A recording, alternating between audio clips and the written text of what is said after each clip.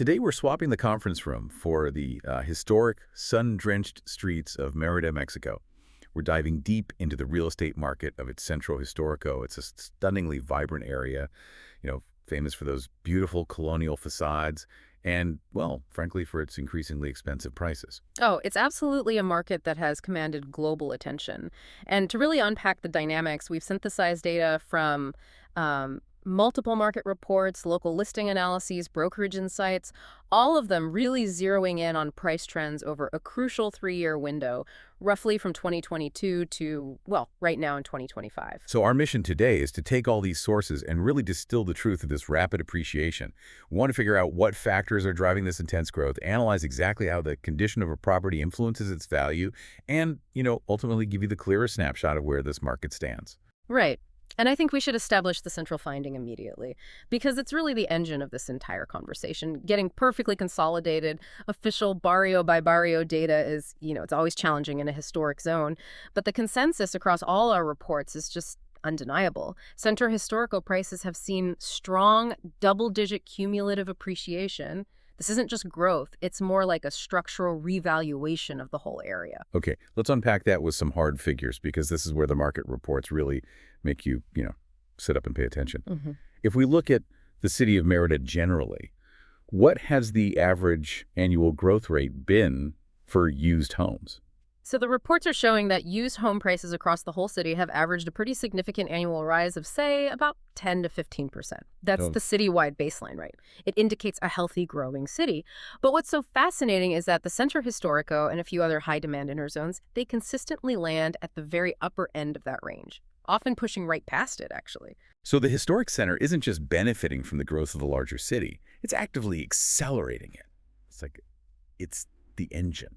That's the key distinction, exactly. And when you project those upper-end annual figures, let's say 12, maybe 15% over the 3 years we're studying, the cumulative impact is extraordinary. For the most desirable properties in the Centro, we're talking specifically about fully renovated colonials and prime townhomes. We are seeing an approximate cumulative gain of 30 to 45%. 30 to 45%.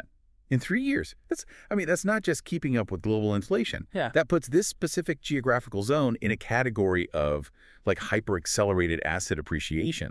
When you contrast that with more modest growth in, say, established U.S. or Canadian markets during that same period, it really highlights just how high the demand is here. It speaks volumes about the perceived scarcity and the intense desirability of properties within this historic core, especially compared to the broader, more easily scalable municipal areas that surround it. Which, of course, leads us to the big question, why? Why are these inner-city historic neighborhoods outperforming everything else? What's the unique value proposition that the Central Halls offers that just can't be replicated in the newer suburbs? Well, the sources point to a sort of perfect alignment of classic urban fundamentals and a major global demographic shift. The reports consistently highlight 3 factors driving this internal strength: authentic walkability, high tourism viability, and a massive, sustained appeal to foreign buyers, specifically remote workers and expats. Walkability is huge, and we see that demand all over the world. But in the Centro, it's not just about being close to things, it's about the character, isn't it? You're talking about being able to walk to Santiago or Santa Lucia Park, to the local mercados, to high-quality restaurants, without ever needing a car. That lifestyle is exactly what so many North American and European buyers are chasing. And that ties directly into the demographic shift you mentioned. The sources really illustrate a change here. We're moving away from, the traditional seasonal snowbirds who might have been happy with a simple suburban condo, and we're moving toward permanent or semi-permanent digital nomads and early retirees who want high-quality, culturally rich, turnkey living. And they are absolutely willing to pay a premium for that walkable, integrated lifestyle. And crucially, that lifestyle is intrinsically linked to the architecture itself. When we talk about colonial properties, we aren't just talking about old houses. We're talking about specific, non-replicable features. The high ceilings, the famous pasta tile floors, the central courtyards, those thick stone walls. They are just aesthetic draws. They contribute to climate control and architectural heritage that you just cannot build today. Precisely. That historic envelope creates the capped supply constraint we'll talk about in a minute. But for now, those factors create this powerful, non-replicable, high-value core. When you realize a property in the Centro can be a personal lifestyle choice and a prime tourist asset on Airbnb, you start to understand why the price ceiling keeps moving up. Right. But this high demand isn't uniform across the Centro, is it? The source material brings up a really crucial insight about value, saying that not all properties are appreciating equally. Let's look at how property condition has become this key differentiator for appreciation speed. Yeah, this is maybe the most practical insight for anyone thinking of buying here, whether it's for a home or an investment. The market has really created two distinct asset classes with radically different appreciation curves. Okay, so category one, fully restored homes. The data clearly shows these properties, the ones that are turnkey, high-quality renovations with modern amenities integrated into that colonial shell. They show the fastest appreciation rates in the entire Centro Historico.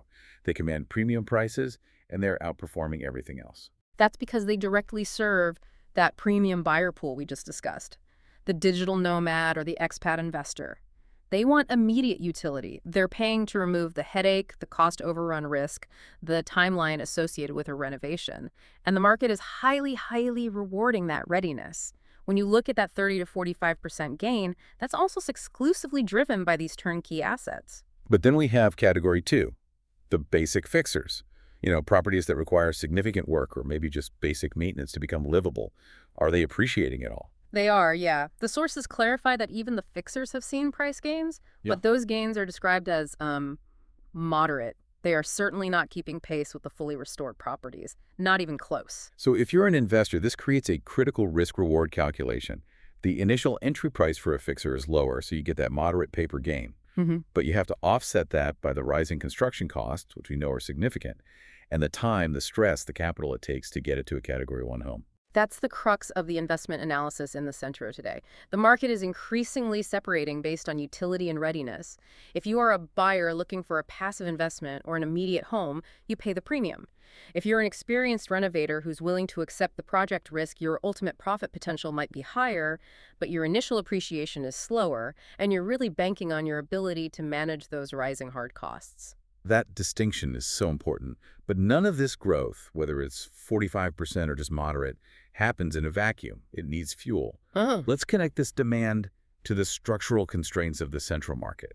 What are the key forces creating this sustained upward pressure? It's a classic, intense structural imbalance. It really is. You have a rapidly diversifying demand pool running headlong into an inherently capped supply. That tension is what fueled this entire 3-year surge. Okay, let's look closer at that demand side. It sounds pretty complex. Who exactly is buying? It's highly heterogeneous, which is actually a sign of market strength. It's not a one-dimensional frenzy.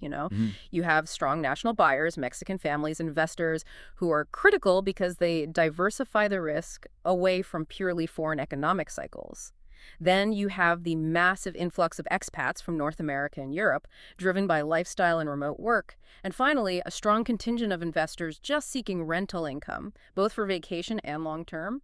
That explains the willingness to pay a premium. You're either buying a beautiful home, an international lifestyle, or a proven income stream. But let's look at the other side of that equation, supply. The supply side is what makes this market so unique and highly inelastic. The supply of colonial properties is just. It's naturally capped. It's a limited historic inventory. You simply cannot bulldoze a block outside the Centro and build 50 new colonial homes with 200-year-old architectural heritage. It's geographically and historically finite. It's like buying a pre-war apartment in the most sought-after part of Manhattan. They stopped making them 80 years ago. So we have an appreciating asset that cannot be replicated or expanded, facing an increasing and diverse demand. And that combination is exactly why the prices react so quickly. Even a modest, sustained increase in that diverse demand pool translates immediately into sharply rising prices because the inventory simply runs out. This is the synthesis of it all, and it's the primary engine behind that 30 to 45% cumulative growth we talked about. That makes perfect sense. Okay, so now, as we look forward, we have to address this idea that the market is pivoting. After 3 years of hyper-acceleration, our sources suggest we're seeing a price reset based on shifting economic fundamentals. What exactly does that mean? This is the crucial pivot point today.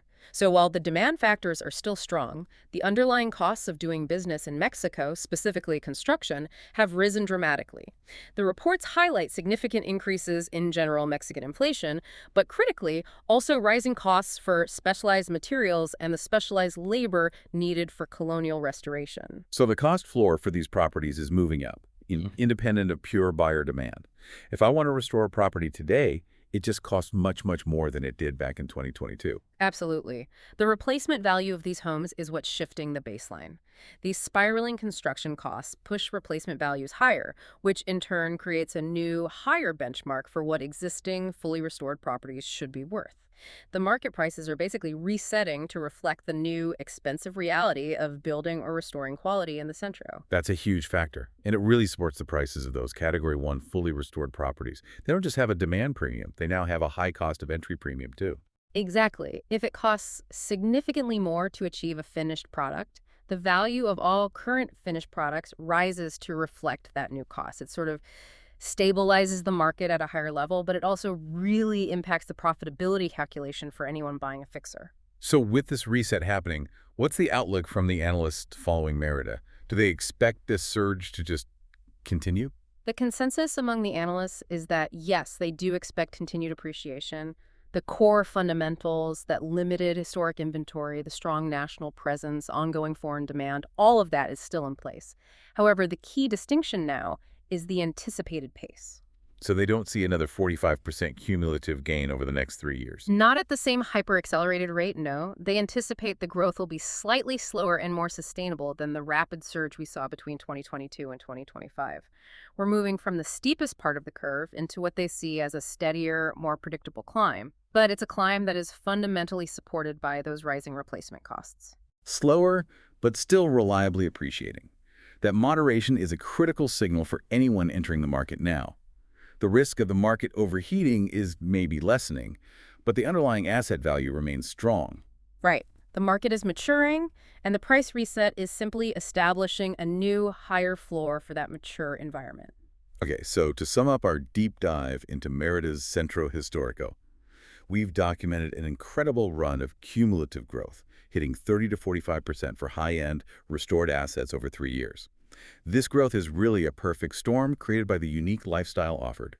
The walkability, the colonial charm colliding with a diverse international buyer pool and an inherently capped historic supply. And we learned that restoration status is currently the most powerful predictor of short-term appreciation. Yeah, and the market has now transitioned from a phase of, let's say, rapid value discovery into one where appreciation is increasingly anchored by the rising hard costs of construction and renovation, which supports a much higher floor for prices moving forward.